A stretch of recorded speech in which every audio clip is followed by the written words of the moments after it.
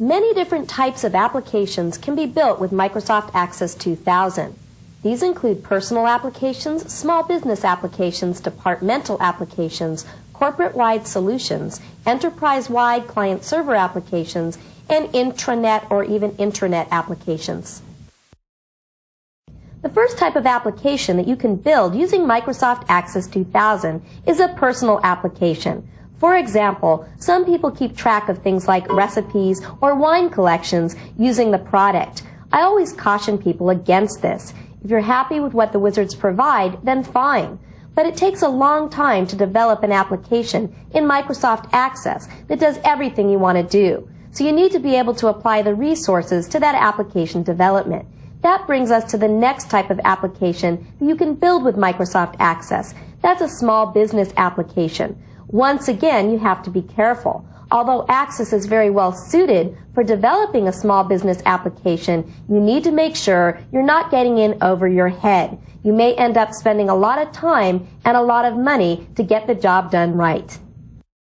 One of the places where Microsoft Access is best suited is for the development of departmental applications.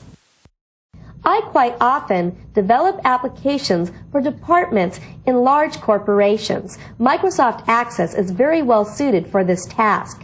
It provides rapid application development, but large corporations generally have the money and resources to apply towards developing the applications with the details that they need. The next place where Microsoft Access can be used is in the development of corporate-wide solutions.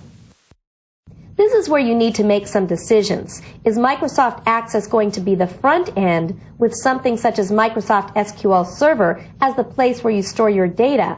Or is Microsoft Access going to be both the front end and the back end?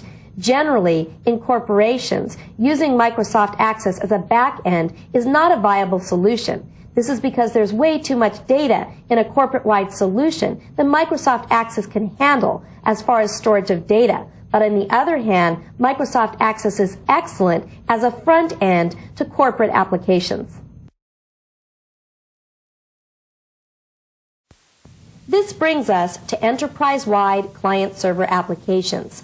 As I just mentioned, Microsoft Access is extremely well positioned, especially Access 2000, for the development of client-server solutions, where Access acts as the front end and Microsoft SQL Server acts as the place where you store. And finally, Microsoft Access 2000 is extremely well positioned for the development of intranet and internet applications.